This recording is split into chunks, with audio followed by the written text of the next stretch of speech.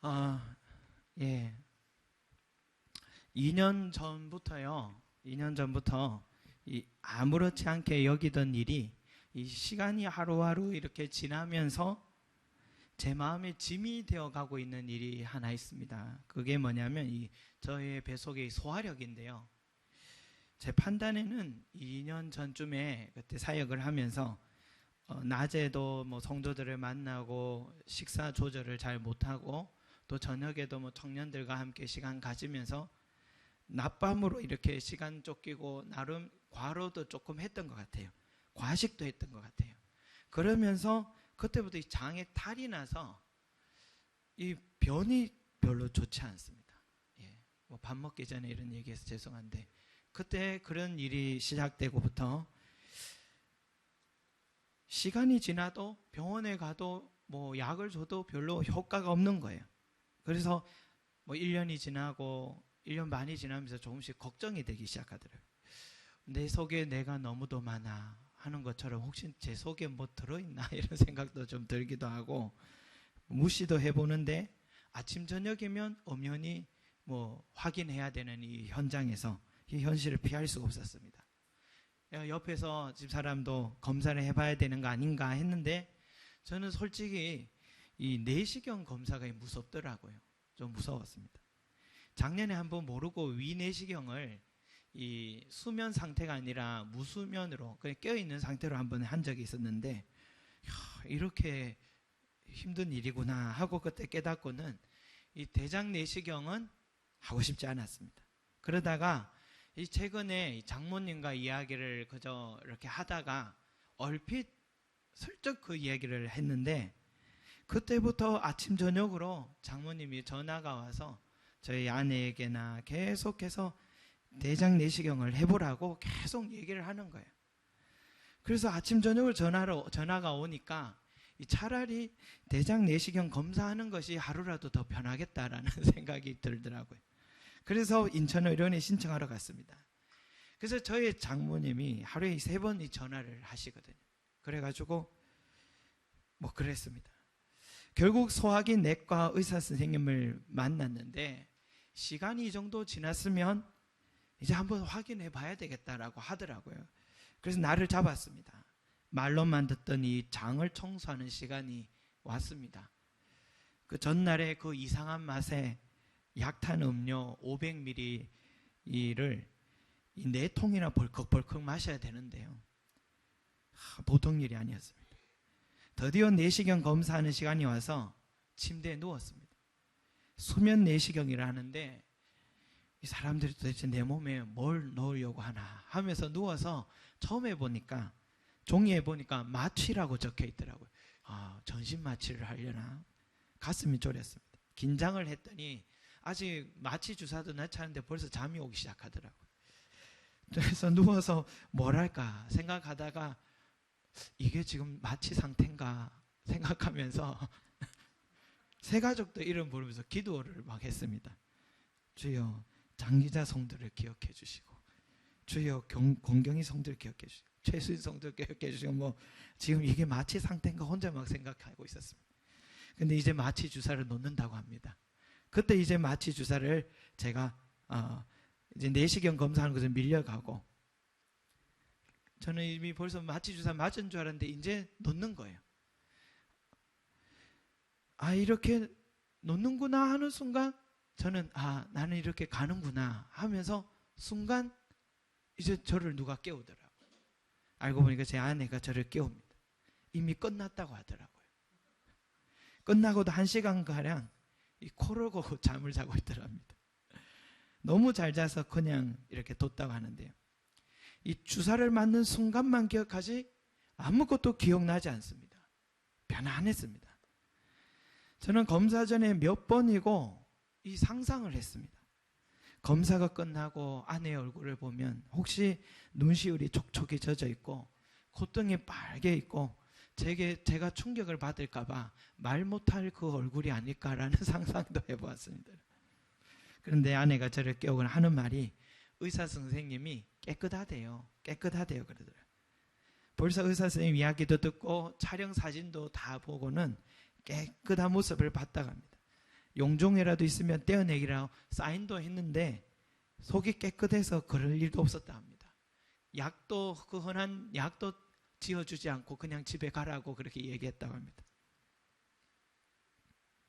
여러분, 저는 이 수면 속에서 전혀 느끼지 못했고 깊은 잠에서 깨어났을 뿐입니다. 그런데 2년 동안 제 마음을 무겁게 한 그 문제가 그 한순간에 자유로워지더라고요. 그러니까 이상하게 그때부터 이 변도 괜찮아져 가는 것 같아요. 아직 뭡니까 여러분? 조금만 이제 운동하고 식사 조절하고 하면은 장 운동만 좀 잘해주면 된다는 그 얘기 들으니까 민간요법만 잘하면 된다는 걸 이야기만 듣기만 해도 저게 큰 위로가 되더라고요. 그런데도 여러분, 수면 상태로 마취 주사 맞는다는 게 무섭고 내 속의 내시경을 들여다보면서 그 속에 혹시나 뭐가 나타날 것이 혹시나 두려워서 그것 때문에 나는 얼마나 많은 시간을 편안하게 지내지 못했는지 어리석었구나 하는 생각이 들었습니다.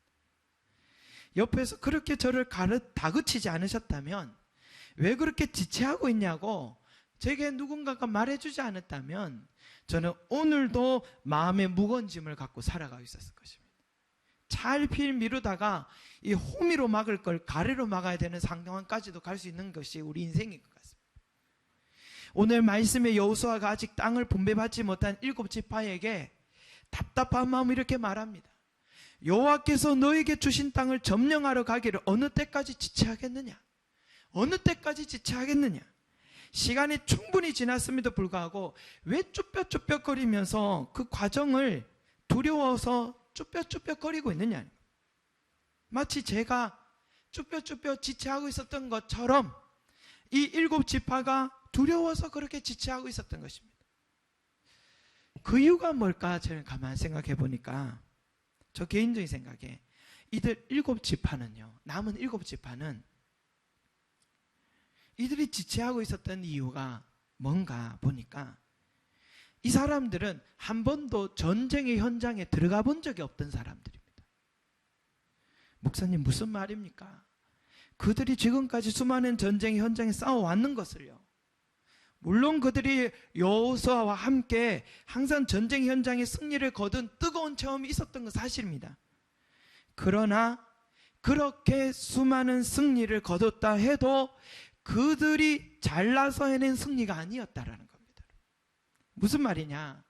그때 그 전쟁에서는 여호수아의 믿음이었고 최선두에 선 사람들의 믿음을 따라다녔기 때문에 얻은 승리였던 것입니다.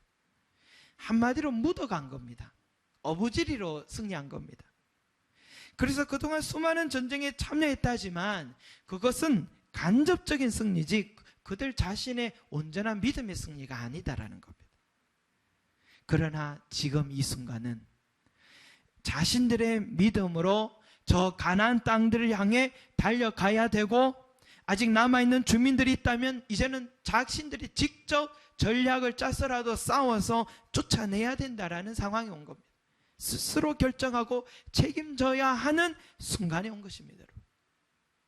저도 어린 적 시절에 어머님께서 항상 저희들에게 감사하다, 하나님의 은혜 감사하다고 하는데, 제가 옆에서 지켜보면 저희가 그렇게 감사할 내용이 별로 없었거든요. 늘 빠듯하게 살아가는 제가 그 모습이 늘 짜증이 났어요. 제가 솔직히 그때 대학 시절까지만 해도. 그래서 뭐가 그래 감사하나 나 그렇게 이해가 가지 않았는데, 이제는 제가 그 말씀이 이해가 갑니다. 남들처럼 화려한 삶은 아닌데 매일 일용할 은혜를 베푸시는 하나님의 놀라운 손길을 저는 감사하지 않을 수가 없습니다. 어릴 때 우리 가정이 하나님 은혜가 끊이지 않았던 것은, 그때 어머니 감사한다고 말했던 것은 저는 이해하지 못했지만 그 감사는 어머니와 아버지의 감사의 믿음이었습니다. 이제 제가 가장이 되고 나니까 저의 믿음이 이 가정을 이끌어가고 있는 것입니다. 수동적인 믿음에서 능동적인 믿음으로 가고 있는 것입니다. 그래서 아직도 하나님이 믿기지 않는다고 말하는 우리 주변에 우리 성도들이 있다면 충분히 저는 이해가 갑니다. 목사인 저도 결혼하고 깨닫기 시작한 신학교 다닐 때까지만 해도 잘 몰랐던 겁니다. 여러분, 신학 공부할 때도 저는 이해 못했습니다. 그런데 목사인 저도 결혼하고 깨닫기 시작한 일용할 은혜니까 이런 사람도 목사로 사용하시면 아직도 하나님의 믿기지 않는다고 말하는 우리 새가족들의 마음을 충분하게 이해할 수 있는 것입니다. 하나님은 그들을 넉넉하게 이해해 주시리라고 믿습니다. 그것은 하나님께서 주시는 때가 분명히 있습니다. 그러니 여러분, 조바심 갖고 내가 왜 아직도 믿기지 않는지, 내가 교회에 나와도 왜 이렇게 하나님이 믿기지 않는지 조바심 갖지 마시기 바랍니다. 여러분의 믿어지는 때는 하나님이 반드시 주십니다. 그러나 언젠가는 나의 믿음을 결단해야 되는 순간이 오는 겁니다. 그전에는 목회자의 믿음이요, 옆에 형제 자매의 도움으로 믿음을 가져왔지만 언젠가는 내가 스스로 믿음을 가져야 되는 순간은 반드시 찾아온다라는 것입니다. 그때를 두려워하지 마십시오. 그때가 열매 맺는 시간이요, 그때가 신앙이 성장하는 시간입니다. 그동안 뒤에서 남의 신앙, 나의 믿음, 남의 믿음 때문에 승리하며 누렸던 것들은 이제 뒤로 하고 여기 7지파에게도 자신 스스로 믿음을 보여하는 순간이라고 지금 말하고 있습니다. 그런데 이들은 지체하고 있었습니다. 혹시나 내가 앞장서서 뛰어갔다가 적들의 공격에 죽게 되는 건 아닐까? 과연 내가 이 일을 해낼 수는 있을까? 하나님은 저 여호수아와 갈렙 같은 사람이기를 함께 하셨지만 우리에게, 나에게도 그렇게 역사하실까? 의심이 찾아왔습니다. 염려가 찾아온 겁니다. 그래서 주저하고 지체하고 있었던 것입니다.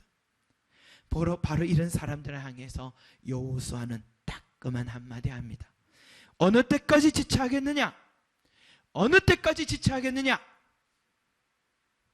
여러분, 물론 한 사람 한 사람 향해서 주님은 기다려 주시기도 하지만, 그러나 여러분, 오래 걸리면 걸릴수록 내 삶은 고단할 뿐입니다. 강단에서 그렇게 말씀드려도 여전히 내 과거의 습관을 버리지 못하고 하나님이 기뻐하지 않는 일임에도 불구하고 내 고집을 버리지 않고 있다면 결국은 그 세월 동안 내가 손해보는 것입니다. 내 손해입니다. 포도밭의 비유를 여러분 아시지 않습니까? 주인이 나중에 일한 대가를 정산할 때에 어땠습니까? 아침 일찍 와서 일한 사람도 한 데나리온이 하루 품삯입니다. 한 6만 원, 7만 원이라고 봅시다. 그런데 오전 9시에 와서 일하기 시작한 사람도 한 데나리온, 12시에 와서 일한 사람도 한 데나리온, 오후 3시에 온 사람도 한 데나리온, 오후 5시에 와서 1시간 일하고 돌아간 사람에게도 한 데나리온 주는 거예요. 부당하지 않아요? 부당하니까 불평했습니다. 주인에게. 왜 저에게 이렇게 한 데나리온밖에 안 주냐고, 아침 이렇게 일찍 와서 이렇게 일했는데. 그래, 부당하다고 말하는데 그 말이 우리에겐 정당하게 들리잖아요.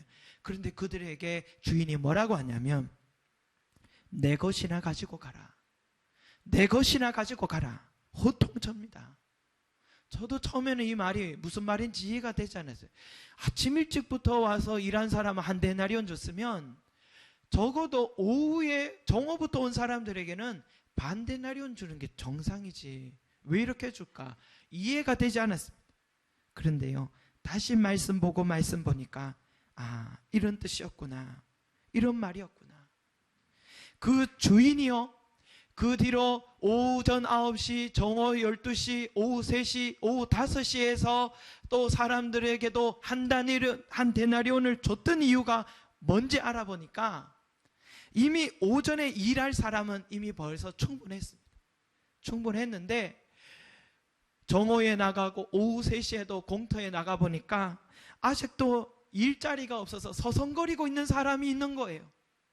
그래서 그 사람들을 불러서 그들에게 일을 일부러 시킨 거였습니다.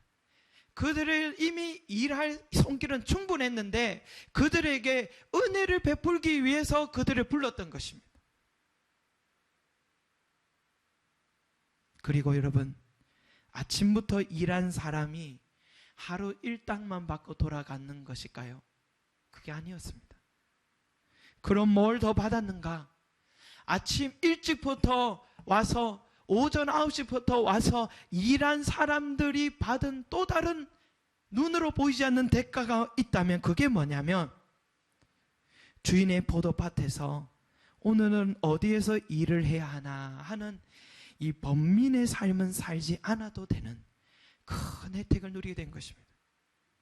늦게 온 사람은 하루 일당은 받았지만, 천국은 소유했지만 오후 3시까지, 오후 5시까지 그 사람들은 자기들을 불러주는 이들이 없어서 거리에 서서 어떻게 내가 빈손으로 처자식에게 돌아갈까 마음을 졸이고 아파했던 시간들이 그들에게 있었던 것입니다. 주인은 그것까지도 다 헤아려서 그들을 위로하고 대가를 치러주신 것입니다. 여러분, 마찬가지입니다. 우리가 하나님의 뜻 안으로 들어오지 않고 자꾸만 내가 바라는 삶을 살려고 하고 내 뜻과 내 의지대로 삶을 이끌어 가려고 한다면 내 삶은 범민 속에서 살아가게 될 것입니다.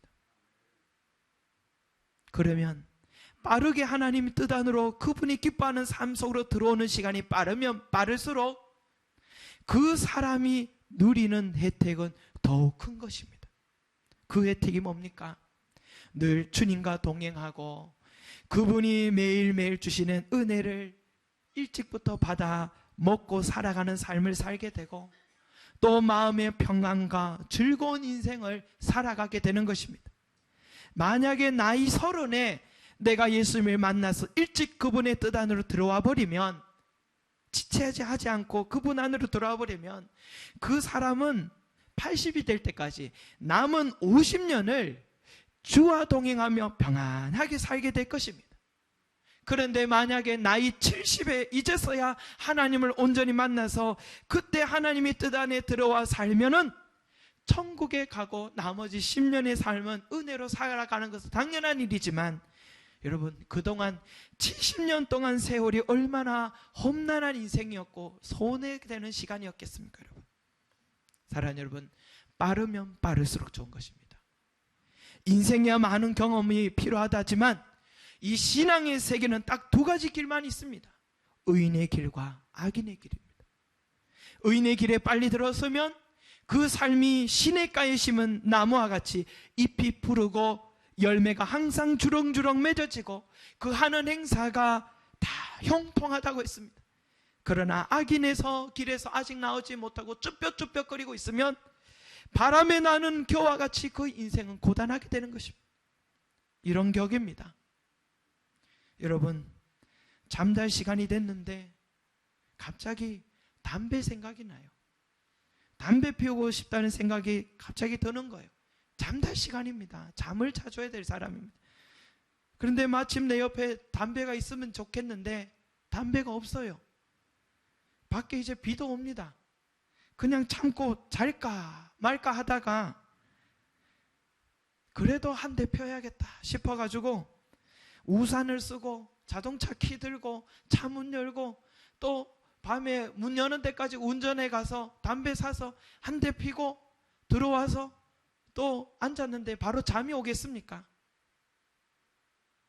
그렇게 또 1-2시간 지나고 나서 깊이 잠들어서 다음날 개운한 몸으로 열심히 하루를 시작해야 될 그 몸이요, 이 몸과 마음이 불편한 상태로 늦잠을 자버렸으니까 불편한 상태로 또 하루를 출발해야 되는 것입니다.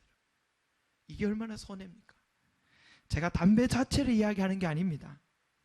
내 삶에 영적인 리듬이 깨지고 하나님의 성전이 이 몸을 더럽히는 습관이 우리 삶에 얼마나 많고 수많은 미디어와 유혹들과 버려야 할 생활 방식들이 얼마나 많습니까?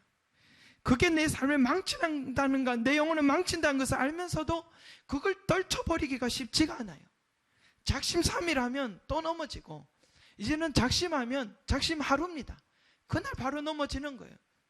왜 이렇게 어려운지 모르겠습니다. 힘듭니다, 여러분. 얼마나 우리의 연약함을 경험하는지 모릅니다. 그런 우리에게 여호수아는 오늘 다시 한번 우리에게 말합니다. 어느 때까지 지체하겠느냐? 어느 때까지 지체하겠느냐? 그러한 것들을 과감하게 던져버리고 어서 속히 하나님이 기뻐하는 삶으로 들어오라는 것입니다. 쭈뼛쭈뼛거리면서 한 발은 세상에, 한 발은 교회에 무늬만 그리스도인의 삶을 살면서 살아가고 손해된 시간을 보내지 말고 과감하게 뛰쳐나오라는 것입니다. 주일만 되면 어김없이 예배를 드리면서도 정말 하나님이 계실까? 하나님께 내 삶을 맡기면 책임져 주실까? 에이, 그런 게 어디 있을까? 이렇게 다 잃어버리고 희망 없는 이 상태를 하나님이 도우신다고? 불가능할 거야. 이런 의심의 문을 여러분 박차고 하나님을 향한 믿음의 길로 내 삶을 던져보시길 바랍니다. 제가 목회 생활을 걸어오면서 몇 분을 기억하는데요, 희망조차 보이지 않던 그 상황에서 함께 기도할 때마다 듣게 되는 질문들을 동일했습니다. 뭐라고 질문하냐면, 목사님, 정말 하나님이 이런 기도를 들어주실까요? 하나님이 이렇게 기도한다고, 처음에 변화가 없으니까 이렇게 기도한다고 정말 응답해 주실까요? 다 똑같이 이런 질문합니다. 그때마다 제가 뭐라고 대답하냐면, 물론입니다. 끝까지 기도하신다면 반드시 역사하실 것입니다. 물론입니다. 그러나 조건이 있습니다. 그 조건이 뭐냐면, 당신의 삶이 하나님이 기뻐하는 삶으로 과감하게 뛰어드셔야 됩니다. 하나님이 기뻐하는 삶으로 들어오셔야 됩니다. 과감하게 이 습관들을 끊어버리고 말씀과 기도의 삶이 내 삶을 가득 채워서 성령께서 내 삶을 자유자재로 인도하시기 좋도록 내 삶을 성령께 온전히 맡길 필요가 있는 것입니다. 그때부터 여러분, 생각하지 못한 곳에서 연락이 옵니다. 전혀 그럴 것 같지 않은 사람이 나를 돕기 시작합니다. 또한 급하시면 하나님은 다른 사람의 꿈에까지 나타나서 그 사람을 번민케 해서라도 나를 도우게 하시는 것입니다. 이런 경험 제가 많이 봤습니다. 정말 하나님 그렇게 일하시더라고요. 여러분, 똑같은 일들인데요, 조지 뮬러 목사님이요, 수많은 전쟁 고아들을 어쩌다가 키우게 됐어요. 그런데 고아들이 수천 명으로 늘어나기 시작하는데, 한 집, 두 집 빌려서 시작한 이 고아원들이 도저히 안 되어서 이제는 땅을 빌려서 건물을 지어야 될 상황이 왔던 것입니다. 그런데 좋은 땅 자리를 보기는 봤는데 주인이 요청하는 땅값이 너무 비싸서 엄두를 못 냈습니다. 그래서 고아원 건축을 위해 계속 기도하는데, 이제 하나님께서 기도하는 중에 계속 기도하다 보니까 이제는 토지를 허락해 주실 때가 됐다라는 것을 느끼기 시작했답니다. 이 사실을 함께 고아원 직원들과 의논 나누고 함께 기도하고 그 때가 왔음을 함께 기도했습니다. 그래서 그 땅 주인을 만나러 찾아갔습니다. 그런데 땅 주인이 집에 없어요. 아내가 회사에 가보라고 해서 회사에 갔더니 또 가는 길 오는 길 엇갈려서 또 못 만난 거예요. 그래서 오늘은 하나님께서 못 만나게 하시는가 보다 생각하고 집에 들어왔습니다. 들어와서 다음 날 아침에 다시 그 땅 주인을 찾아갔습니다. 그 땅 주인이요, 지난 밤 새벽 3시에 잠에서 깨서 새벽 5시까지 잠을 이룰 수가 없었다고 합니다.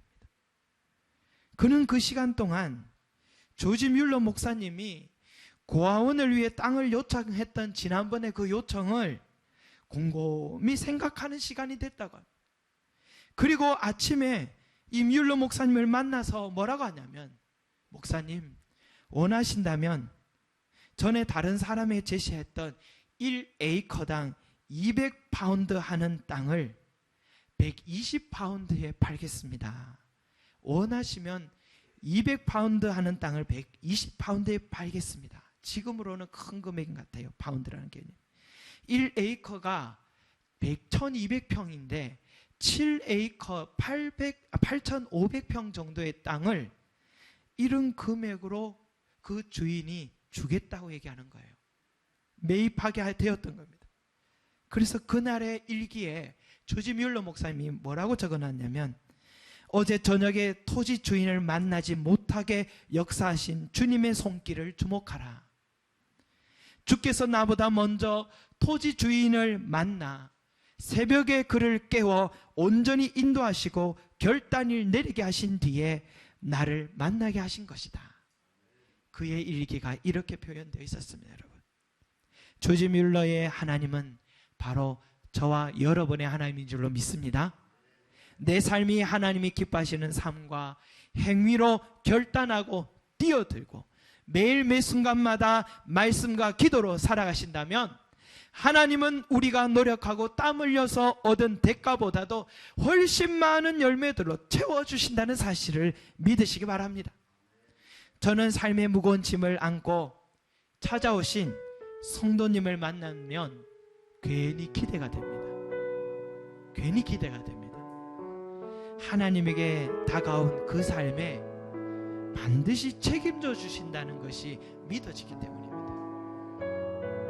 실패한 사람을 못 봤습니다. 하나님께 찾아온 사람이 빈손 들고 가는 모습을 제가 본 적이 없습니다. 여러분, 다윗은 자신을 죽이려던 이 사울을 피해서 이 광야에 방황하다가 결국 아둘람 굴 속에 들어갔지 않습니까? 굴이 좀 큰가 봐요. 한 600명은 들어갈 수 있는 굴이었는데 그곳에 사람들이 모이기 시작하는데 그 사람들이 멀쩡한 사람들이 아닙니다. 괜찮은 용사들이 아니었습니다. 그곳에는 인생의 가장 고난과 어려움에 빠졌던 사람들만 모이기 시작했는데 성경에 뭐라고 하냐면 환난 당한 자, 빚진 자, 원통한 자 400명이 다윗의 주위에 모여들었다고 하더라고요. 그들이 나중에 다윗이 왕위에 오르게 될 때 가장 큰 용사들이요, 큰 공신들이 되었습니다. 말하자면 이런 거예요. 노숙자 400명을 데리고 나라를 세운 것입니다. 노숙자 400명 데리고 나라를 세운 것입니다.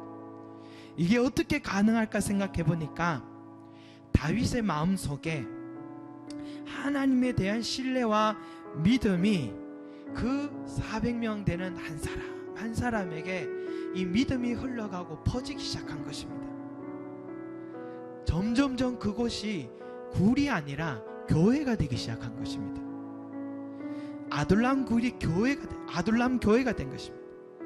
하나님을 향한 온전한 믿음을 배우게 되니까 그 400명의 이 노숙자들의 삶이 한 사람씩 한 사람씩 회복되기 시작하고 그 어떤 용사들보다도 탁월한 인재들로 변모해 간 것입니다. 그러니 여러분, 내 삶에 왜 이리도 환난이 끊이지 않느냐고 낙심하지 마십시오. 왜 이리 내 삶에 빚진 자로 살아가는지, 빚이 왜 이리 끊이지 않는지 오래되었다고 포기하지 마십시오. 원통한 마음이 왜 내 삶에 씻겨지지 않는지 한숨 쉬지 마십시오. 우리 하나님은 슬픔을 대신하여 찬송의 옷을 바꾸실 분이시고 마음이 상한 자를 고치시는 분이시고 포로된 자를 자유케 하시는 분이시고 갇힌 자를 놓여주시고 선포하시는 분이십니다. 그러니 하나님께 다가온 여러분들은 수지 맞은 분인 줄로 믿습니다. 수지 맞으셨습니다. 우리가 조금만 더 노력하면 하나님은 한없는 은혜를 우리에게 부어주십니다. 이 사실을 잊지 마시고 한 발은 세상에, 한 발은 교회에, 이 양다리 신앙이 아니라 할 수만 있다면 자꾸 이런 모습으로 살아가지 말고 지체하지 마시고 과감하게 하나님 안으로 내 삶과 마음을 던져보십시오. 그렇게 참여하시면 하나님이 주시는 놀라운 기적과 역사들, 이 7지파가 그때부터 나머지 땅들을 하나하나 열매를 얻게 되신 것처럼 여러분들의 삶에 열매를 맺어갈 줄로 믿습니다.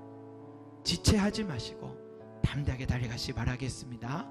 기도하겠습니다. 사랑과 은혜가 많으신 하나님 아버지, 어느 때까지 지체하겠느냐, 어느 때까지 지체하겠느냐. 주님, 우리가 그렇게 살아오지 않았는지요? 온전하게 드리는 믿음이 되어야 되는데 그런 믿음이 되지 못했습니다. 남의 믿음을 의지해서 수동적인 믿음을 살아왔습니다. 능동적인 믿음 되게 해주십시오. 내가 주체적인 삶을 살게 해주시고 내 믿음을 주께 드리게 하여 주시길 원합니다.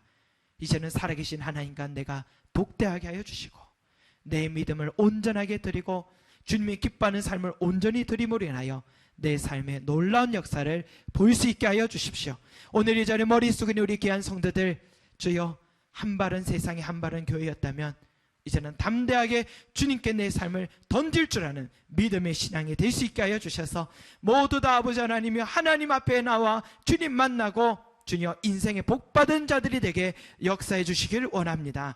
감사드리며 예수 그리스도 이름으로 기도드립니다. 아멘.